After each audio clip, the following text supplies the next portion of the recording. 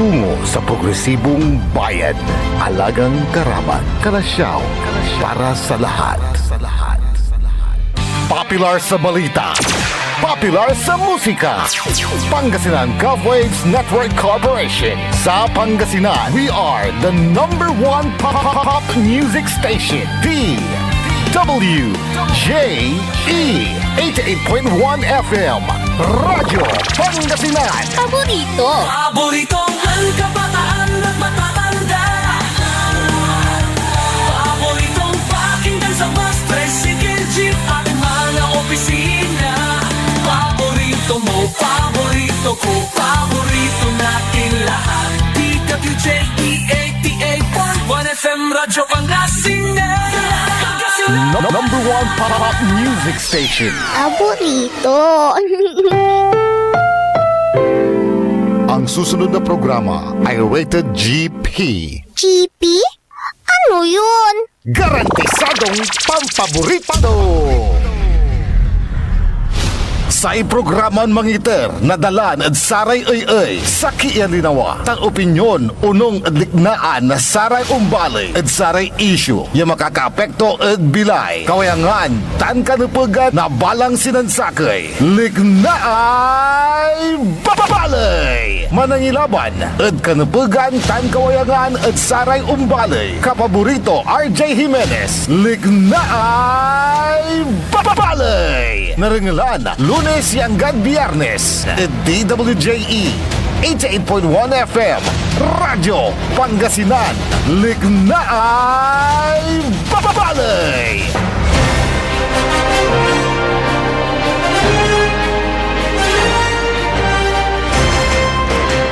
Alas 8:05 kabuasan. Good morning ni balang sinansakay.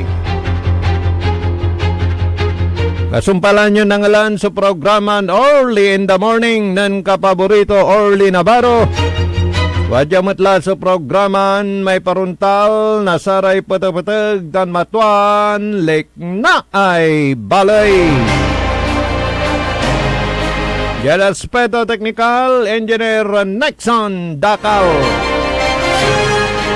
Siyempre, kalob kanta ba yo, amigo yo, RJ Beray Jimenez at your service, always. Petsa 20 la, bulan na Hulyo 2026. Agaw natan na Lunes. Kapulamat na sa loob at trabaho. Alagan na para da saray makukulit ang legal ya unaanap. At ganyan lang ang buhay. Alagan na unanap tayo para da sa pamilya. Pero siyempre, agyumat papolyan so sarili yo. At mairap ya kalaban so sakit. Wadapan tayo'y sakit, siyempre ag tayo makapantrabaho. Laula da saray no work, no pay, iran makukuli. Iran kabaluyan. Ni panaunla na mamauran siyempre saya panalwaran at ay sakit ya dinggi. Yan ugalian so panlinis da saya lagwerta tayo. Wala ratay nayarin na naimbak iratay dano-danom. At linisan yung tampol, ibong yung tampol. Kapiano aga panik nulay agayat. Maong lay mapalinis da saya lagwerta o la da sara may sukusukong. Kailangan aratan at nengnengan tampano wala ratan susara tay manayam iran na utot ay nakaw.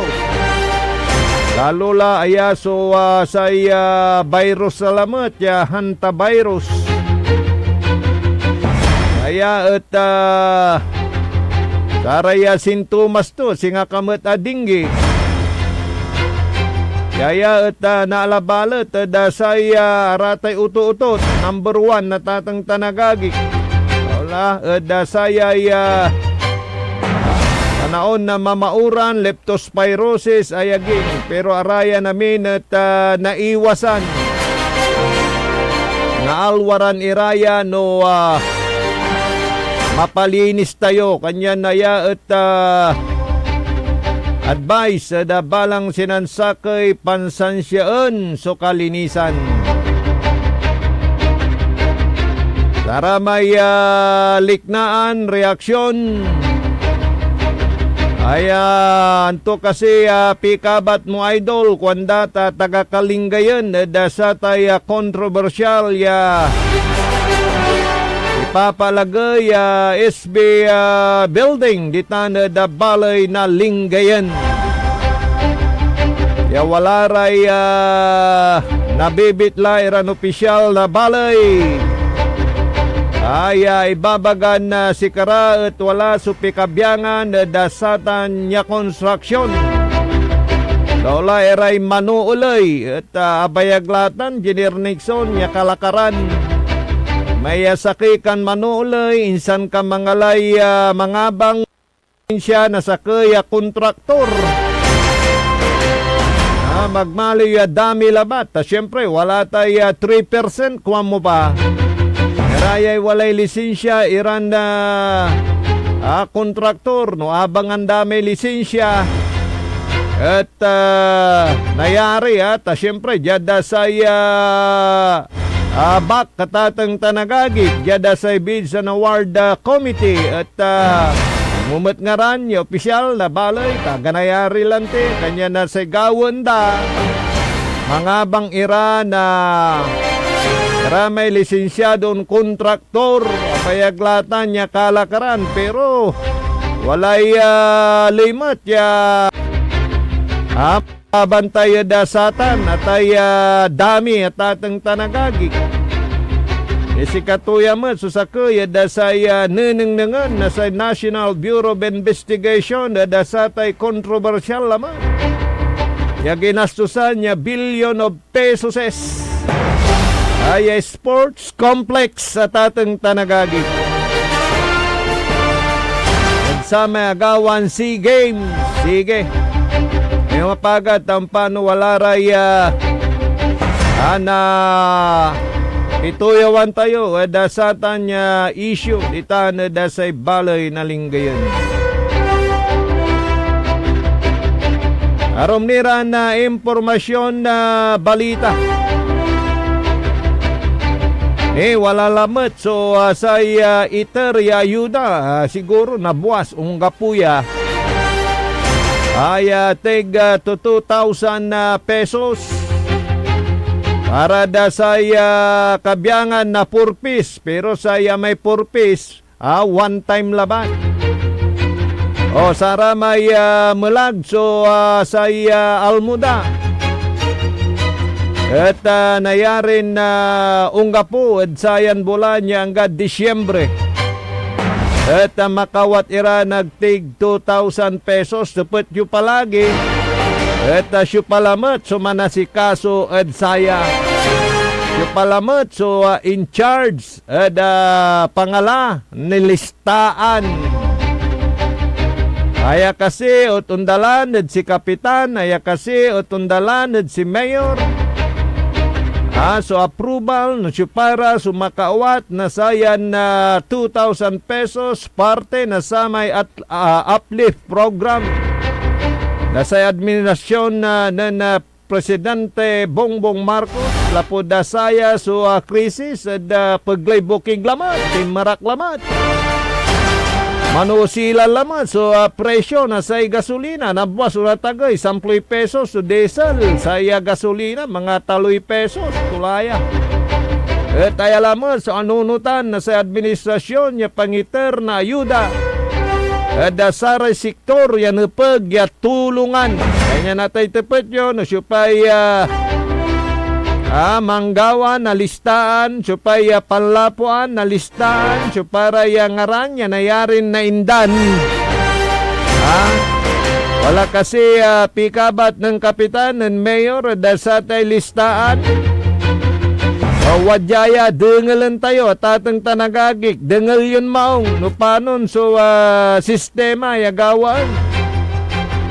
Dasaya lamot ya ayuda ya 2,000 pesos. Bilyon supundo lamot dasaya 7.5 million. Tuto so indan dasaya pinablimiran na kapaborito. Da panamaglay na impangipaliwawa. Dan DSWD Assistant Secretary Irene Dumlao na si Katoso imarap dasaraya kabyangan na pumapalapag yan na jaduntan at ipaliwawa ano siya paray mangawat dasaya lamat ya ayuda ya in-announce na Presidente Bongbong Marcos ya gapwan la dasayan agaw o sayan simba na buwas so pangi-distribute dasatan niya balon ayuda. Wajah dengal yo. Tapiano agyulatutalan si kapitan, si mayor. Walay pikabyangan to kasi, walang tatod listaan. Nya dengalan tayo at atang tanagagik.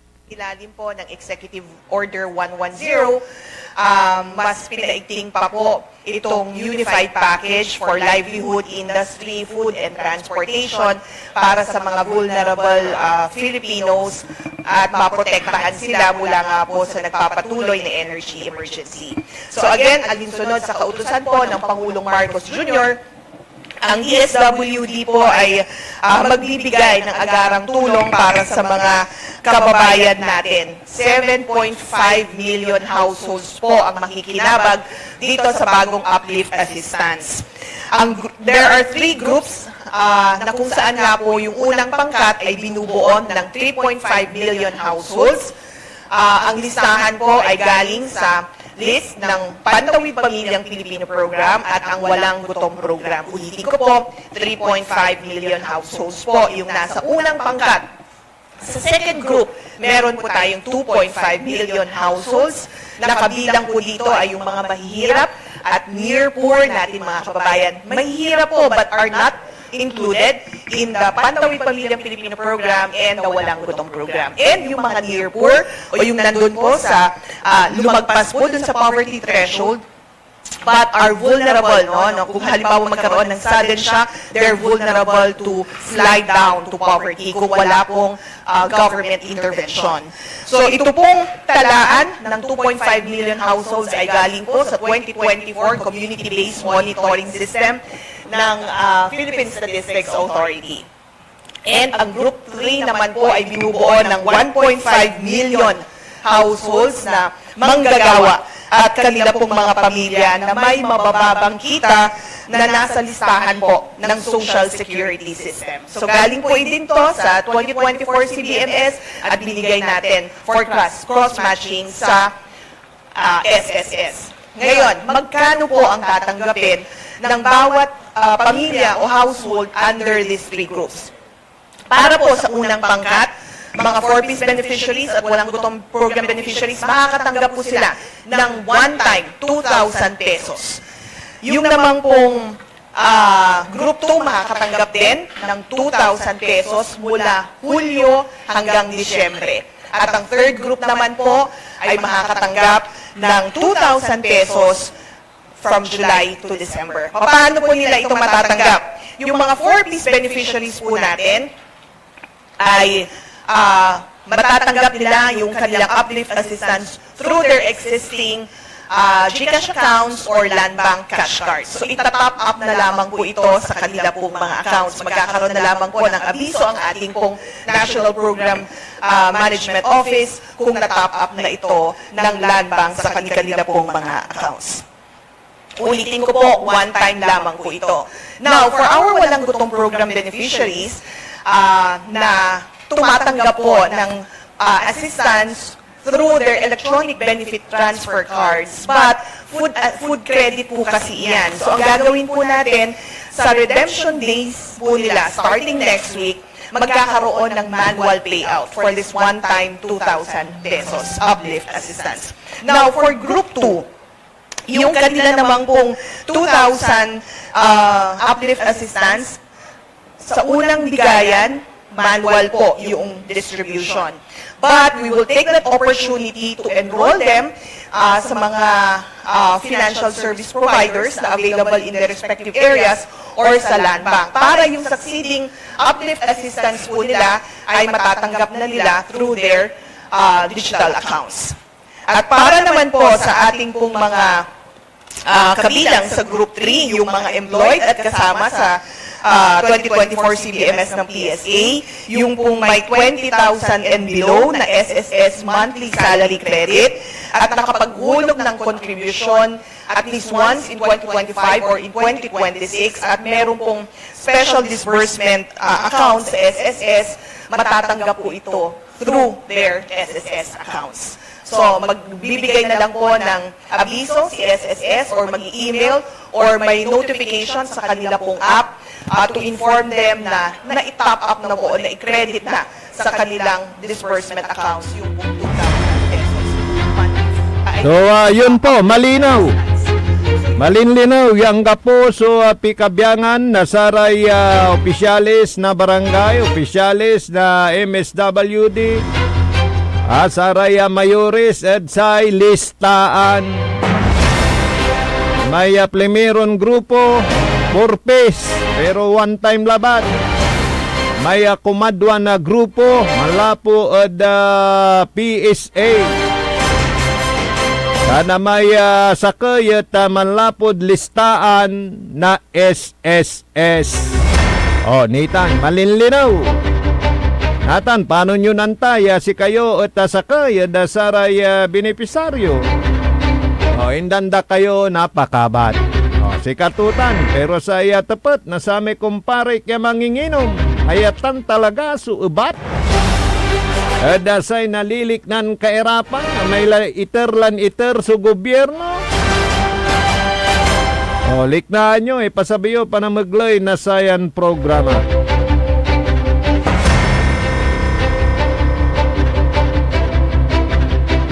Naromnira na balita, impormasyon.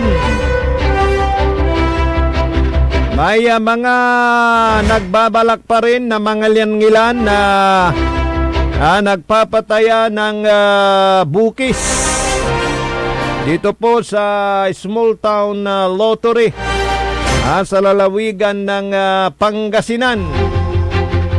Pero sila ay agad na nahuhuli at hinuhuli ng otoridad. Sa police report na aking nabasa ay may dalawang siguro sinusubukang magbukis pero agad silang nahuli ng mga otoridad dito sa lalawigan ng Pangasinan.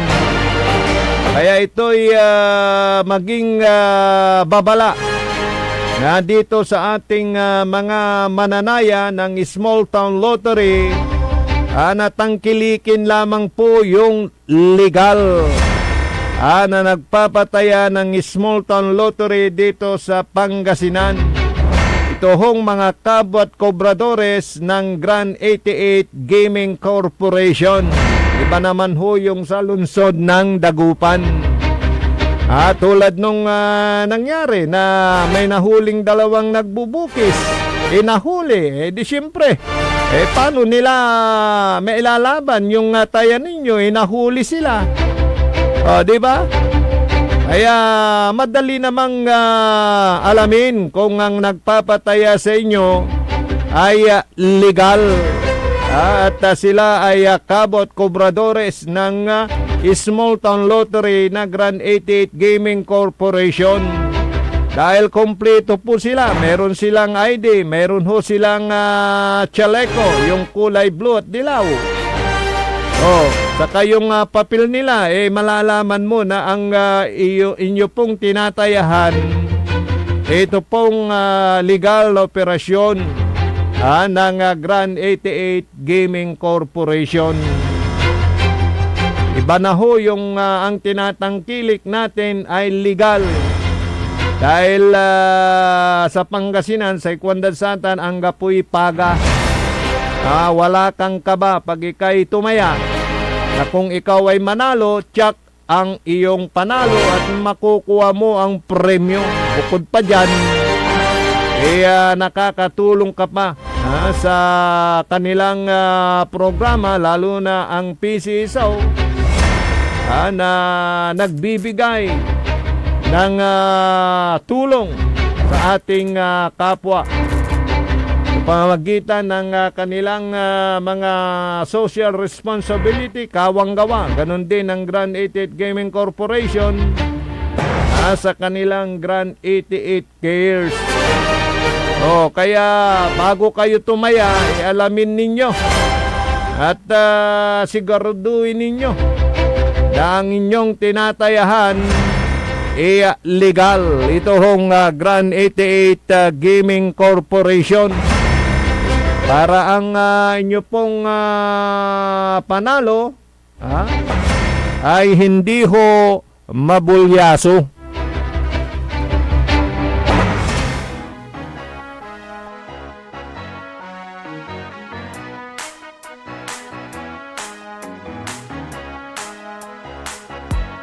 Sa Grand 88 Corporation ang swerte ay nandito. Sa bawat taya, pag-asa ay buo. Maglaro't manalo sa Grand 88 na tayo. Maglaro't manalo sa Grand 88 na tayo. Sa Grand 88 Corporation ang swerte ay nandito. Kasama ang PCS o larong may puso. Manalo sa Grand 88 na tayo. Maglaro't manalo sa Grand 88 na tayo. Sa Grand 88, swerte laging nakaabang. Larong may puso, saya'y walang hangganan. Kasama ang PCSO sa bawat hakbang. Di umuurong sa pagtulong sa bayan at tahanan. Kada bet ang tagumpay ay abot kamay. Big time na pa-premyo hatid sa bawat buhay. Ang pangarap abutin sa kada laro. Dito sa Grand 88, panali sigurado. Sa Grand 88 Corporation ang swerte ay nandito. Sa bawat taya, pag-asa ay buo. Maglaro't manalo sa Grand 88 na tayo. Maglaro't manalo sa Grand 88 na tayo. Sa Grand 88 Corporation ang swerte ay nandito. Kasama ang PCS o larong may puso. Manalo sa Grand 88 na tayo. Maglaro't manalo sa Grand 88 na tayo.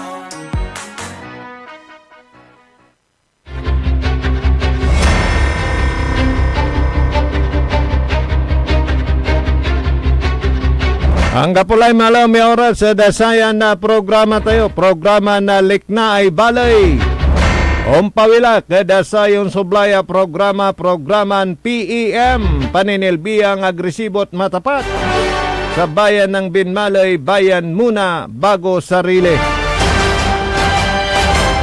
Yada Aspeto Technical Engineer Nexon Dakal. Dalabat DWGE 88.1 FM Radyo Pangasinan Paborito.